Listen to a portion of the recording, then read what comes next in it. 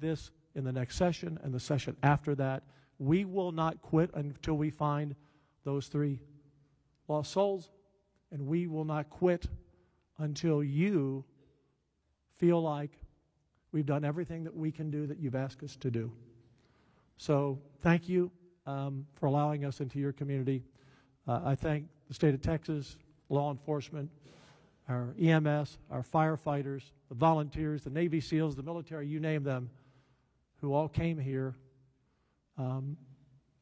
because when Texas is in trouble, Texans stand up and support each other. So thank you. It's an honor to be here today. I wish it weren't so. I wish it were another occasion. But we're here because we want you to know that we're in the fight, and we're not going to quit until we get it right. Thank you. Dustin Burrows, Speaker Dustin Burrows.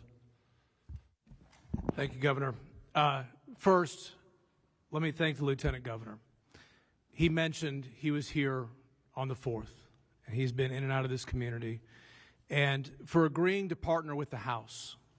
Like he said, this is unprecedented. The 2 chambers do not come together and have hearings, and we do not do them remotely, but the magnitude of the situation warranted it. And I believe this is hopefully a testament to what we intend to do together in a collaborative fashion for this community and to address these situations. Chairman Perry, Chairman King, and committee members, senators, House members, thank you for your hard work on this and the long day ahead and long days ahead in getting it done. A couple of things I would like to mention. To those who've been invited to testify, the local elected officials, people who have firsthand knowledge of what happened in the lead-up, your candor is appreciated. Your forthrightness will be appreciated. We cannot come up with solutions. We cannot try to improve things if we don't know everything that you can share with us. So I ask you, when you're asked questions and you're testifying to this committee, please understand, the more you share, the more you open up, the more you help us understand because we were not here, the better we can do in crafting legislation to meet the need and meet the moment. But most importantly to the community, our commitment is to y'all. We're in special session. It is such important, solemn, sacred work that we will do. We will come up with some solutions, but the work will not be done. It is impossible for the state to craft legislation in this short time that fully meets everything. We will do our best. We will do some things, but our commitment is to continue beyond this session and these hearings into the next session and the session after that and continue to improve and do better. With that, I thank you for being here and your participation. Thank you. Thank you, Mr. Speaker. Members, I'm going to call up the first panel. Each one of them has up to 10 minutes. If they don't need it, they can move to the next one. We're going to try to get through the panel, and then we'll have member questions. The chairs reserve the right to violate that rule a little bit. If it helps kind of moving it along, we will try to set the stage. But with that, I call Judge Rob Kelly of Kerr County, Sheriff Larry Letha of Kerr County, William B. Dub Thomas of Kerr County. We've got 8 seats. Mayor Joe Herring, City of Kerrville. Dalton Rice, City of Kerrville. William Rector, Upper Guadalupe River Authority. Judge Shane Stolachek of Kendall County. There you go. Thank you, Mr. Vice Chair. And I still butchered, I'm sure. Judge Bella Rubio of Real County. Mr. Chairman, if yes, I may, sir. before we get started, members, this system works different than the one we have in the Capitol. If you touch your mic and your green light comes on, your mic will be hot at that time. So if you would rather get my attention on the House side, get my attention and send it on the Senate side, let us know, and we will write your name down in the order of asking questions. Thank you. And with that, we'll be taking notes as those member lights come on as we see them. If your light's been on, and you might want to just kind of wave at us a little bit, but we'll alternate between members. So Senate and a rep and senate based on the order they come up to keep it moving. I assume y'all sat down in the order I called you. If you didn't, then go ahead and state your name and your title, and you have about 10 minutes to tell us what you want us to know. Is that on? It's not on, so is it on? Chairman, There you go. Members, thank you for the opportunity to appear before you today. I am Rob Kelly, the Kerr County Judge. Before I begin my formal remarks, let me speak plainly about where this county stands today. Like most Texans, we believe in localism, self-sufficiency, and volunteerism as much as possible. Even when tragedy strikes, I am proud of our emergency first responders, citizen volunteers who actively help the stranded and take the calls of those at risk. Since the flood, our office has received more than 100 public information requests, many from members of the press, and many others from attorneys, law firms, and investigative entities. These requests range from 911 call data to response protocols and emergency alerts. We've been busy. I understand that they are seeking answers on behalf of their clients, as they have every right to do, and we are cooperating with that. But I do want to be candid. I'm a local attorney and serve as a county judge with a very small staff. We've got one coordinator. I want the public to know that we are doing the best we can, and we will be transparent. We will get out all the facts, and we will provide documentation about what the county did, how it coordinated with the Sheriff's Office, and what actions were taken during the disaster. We have nothing to hide, and we ask for patience as we work through this process responsibly and thoroughly. I also want to acknowledge the strength of our Kerr County community, those we lost, those who stepped forward to help, and the many individuals and organizations across Texas and the nation who offered to support in our darkest hours. To the families of those that we've lost and recovered, and to the families still awaiting word on their missing loved ones, and on behalf of our entire community, I extend our deepest sympathies. Our hearts remain with you during this painful and difficult time. Our community is still grieving. That grief will remain for a long time, but we've begun the road to recovery. Today, we gather to ask what happened, what was done, and what must be done. Better when disasters this magnitude strike rural counties. We are not too proud to ask for help and how to do it better. As county judge, I serve as the head of the emergency management and preside over the county commissioner's court. Like many in our county, my family has built our life along the Guadalupe River. I offer with transparency because they do not know how this county is or how the river behaves. I share these details many have asked. Where were you? Why hasn't the county been better prepared? Why wasn't there an evacuation order? My wife was at home during the early hours of July 4th while I was at our lake house preparing for a family gathering. On the afternoon and evening of July 3rd, nothing felt out of the ordinary in Kerr County. Families were arriving, camps were in session, 4th of July celebrations were underway along the river. My plans, like many others, reflected the same routine on the lake. We received no alerts suggesting an extreme weather event was imminent. For context, we received hundreds of alerts during the summer. This past July, we had over 80. My first indication that the storm was different came when I woke up to texts and calls from Chief Kidd, Sheriff Letha, and Dalton Rice. We now know that by that time, the flooding had already overtaken Camp Mystic, Heart of the Hills, and La Junta, and several other upriver camps, something I could never have imagined. This extreme weather event was not forecast by the National Weather Service in a timely manner. Based on the volume and tone of the messages, I recognized that something more serious and potentially tragic was unfolding. I quickly gathered my things and contacted our emergency management coordinator, Dub Thomas, who was en route to the Sheriff's Office. Together, we agreed to the disaster declaration, which went into effect verbally, and I signed when I got back to town. We are committed to understanding what happened and doing better. We stand with you with clear eyes and ready hands. Let me speak briefly about how Kerr County has come into our emergency preparedness. In fact, I'll skip over that part. We brought Dub Thomas in as our emergency management coordinator in 2015. That was our first step to try to get better prepared, and he has been invaluable. And I actually took my Citizens Emergency Response Team course from Dub. When the call comes, we respond. That is how our system works, through coordination and shared responsibility and a team approach among my office, the sheriff, and the emergency coordinators in the county. To better understand what happened, Kerr County commissioned an independent hydrology study from Waterway Engineering. It confirmed that this was a 1,000-year flood, and I've attached a copy of that hydrology assessment to my remarks. They're at the back, and very much worth studying. This was a storm unlike anything seen in our county before. It stalled over the South Fork watershed and Hunt and Moe Ranch, far from the population centers and in the location with very few rain monitors or flood gauges. The storm dumped more than 12 inches of rain in under 6 hours. That is not a typical for our weather patterns, which tend to move in and out quickly. This storm sat, it did not pass through, it overwhelmed the watershed. River flows at Hunt exceeded 220,000 cubic feet per second. Water rose more than 20 feet per hour. And by the time flooding became visible downstream, upstream communities, including multiple youth camps, were already underwater.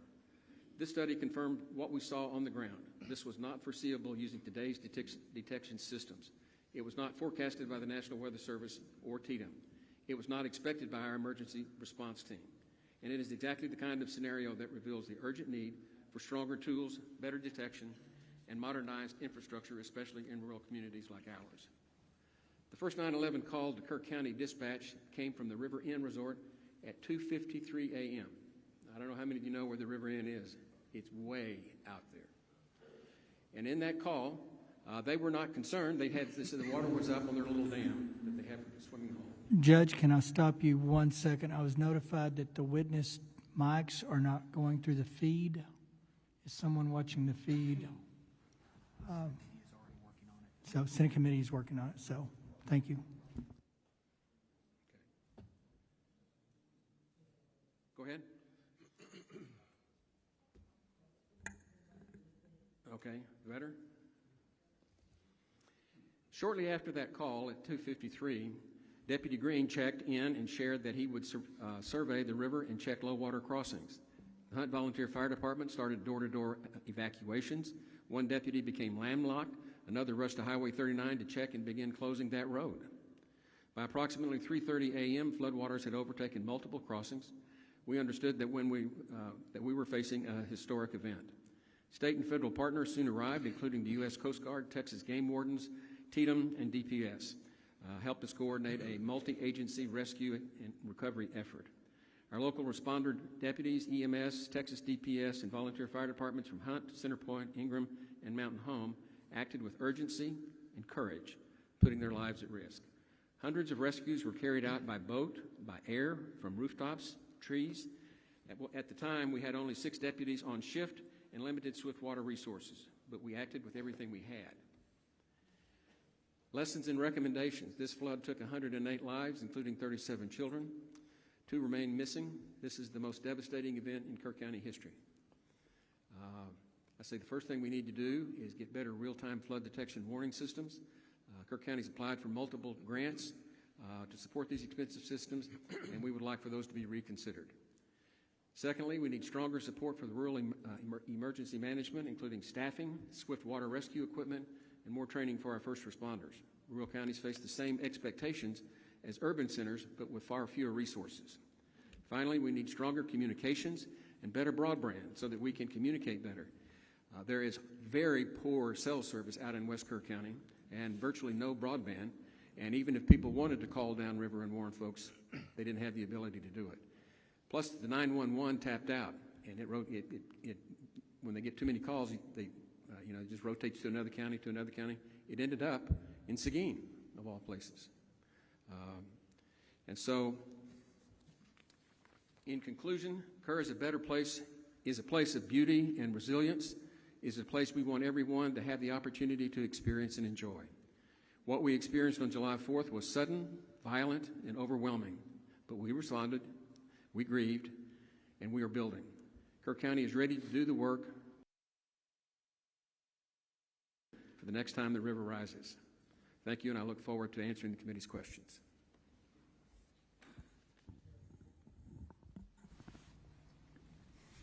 Yes, my name's Larry Lee Letha, Kerr County Sheriff. Chair members of the committee, thank you for the opportunity to speak to you today on behalf of the men and women of Kerr County Sheriff's Office, our dispatchers, our deputies, and our entire emergency response team. I appear today not only as sheriff, but as a voice for those who put themselves in harm's way without hesitation and for a community still recovering from an unprecedented natural disaster. Our deputies and dispatchers perform their jobs with courage, discipline, and determination under extreme circumstances. They responded not just professionally, but personally. Our sergeant on duty grew up in Hunt. He and his family still live in that area today. He assessed the low water crossings. He almost lost his vehicle within minutes because he was facing high water like nothing he'd ever seen before. Now, this is the same road that this deputy drives in and day out to come to work. And they did so while the ground underneath them was shifting. Since the flood, people have been asking for fair questions, and I welcome the opportunity to address them today. My goal is to provide helpful context about the conditions we faced and how the events unfolded on the ground in real time. My deputies on duty had no idea, no warning, that there was going to be a major tsunami-like event on the South Fork. I went to bed that evening on July 3rd with zero worries. We had several weather reports that shared good news. We were finally going to get some rain. We had no idea to elevate the preparedness posture with the information we had at the time.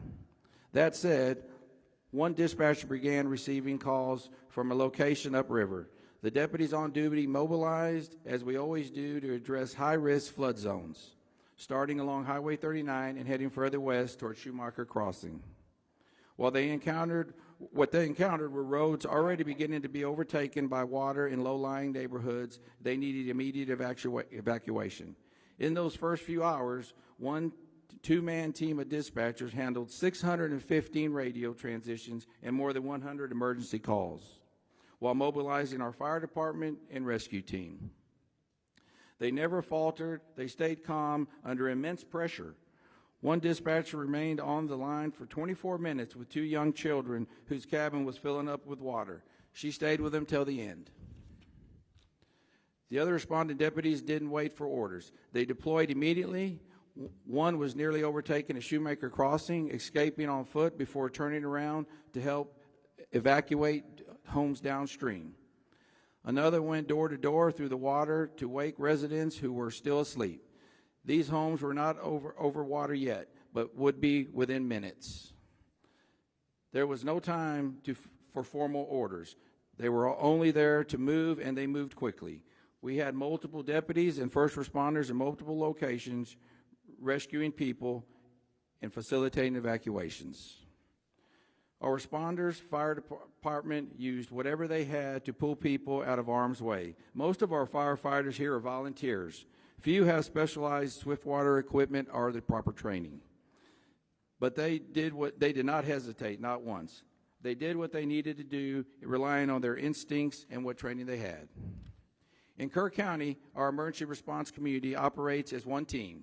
Effective responses require coordination across the board, from the cities of Ingram and Kerrville to my office, to our dispatchers and volunteer fire departments. No single individual is solely responsible for issuing alerts, monitoring our water crossing, or managing every aspect of a large-scale emergency of this matter. We rely on established procedures, coordinate established command, and mobilize resources quickly. It only works when we work together. That's extremely what we did that morning to the best of our abilities. We established an initial incident command center within the first hour. Additional support from the Texas Game Warden and Texas DPS began arriving soon thereafter. I mobilized our special operations team to assist with search and rescue and to begin collecting victims. The air rescue landing zone was located at Ingram Elementary School, and we established a family reunification center at the Ingram High School just blocks away. Our team continued to mobilize and initiate additional resources. We blocked the roads and dispatch managed incoming emergency calls.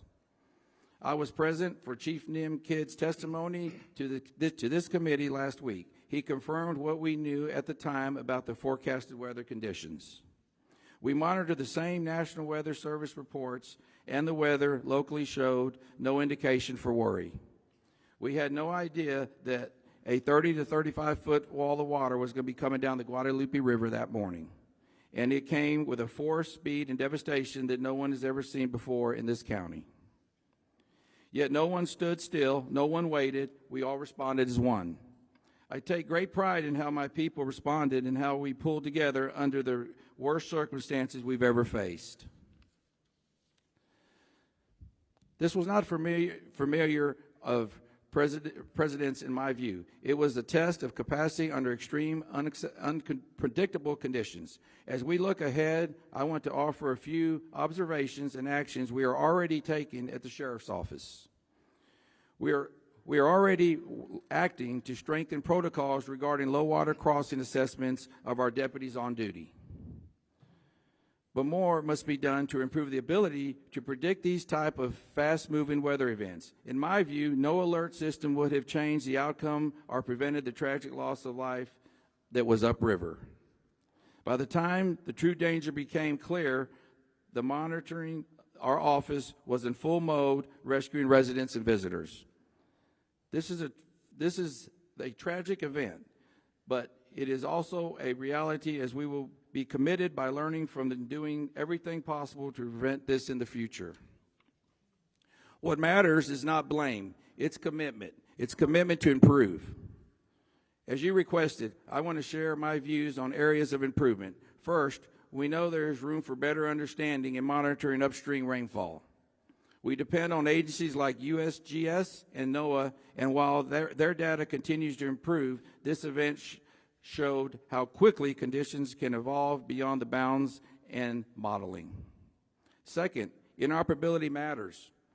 Our communication system performed well, and that is part because of the investment we've made, some through grants, some through community-raised funds, to ensure our responders are connected.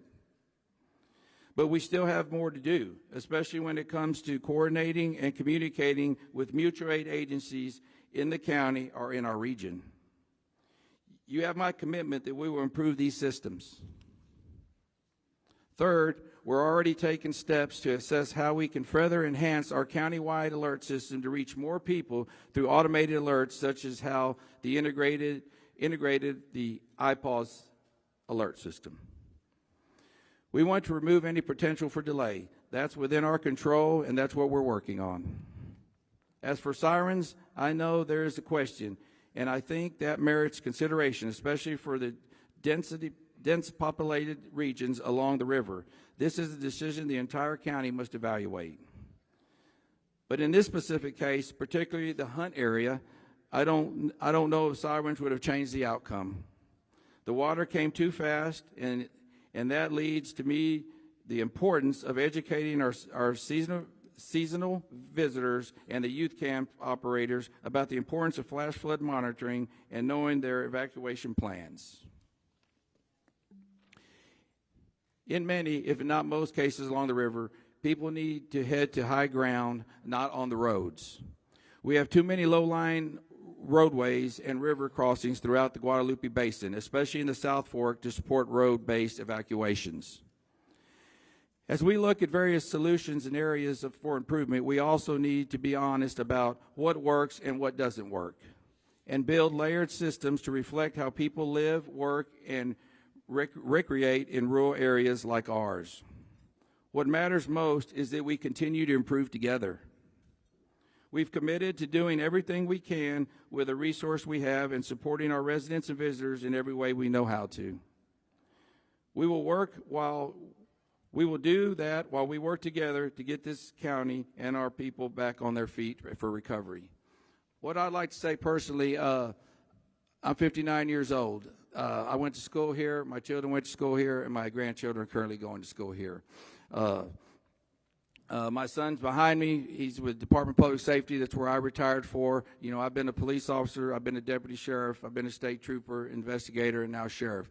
I've seen many floods in my time. I went to many floods in my time and hurricanes. I can tell you this, I have never seen anything like this before. I don't know if y'all have had an opportunity to look, but I encourage each and every one of you to look. I flew over it first. There's nothing like driving down it. Of course, a lot of that's been cleaned up today, but it's devastating. It truly is. You know, I ask, you know, how do you prepare for something we just did? You know, we'll look at things to make better, and we'll work on that. In closing, I'd like to thank you all for giving the resources to all your state agencies that helped us. We could not have done that without them, I assure you. I mean, it was a great help. I've been in this barn right here and showed many pigs in this barn along with my children. I've never seen the amount of peace officers and first responders here, over 2,000. It was very impressive, and I thank you for that.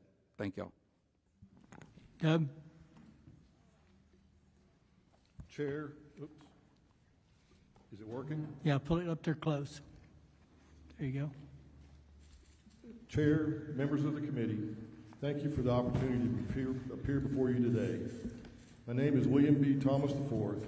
I have served as the Emergency Management Coordinator for Kerr County in the City of Ingram since 2015, and I report directly to the Sheriff and the County Judge while operating out of the Sheriff's Office.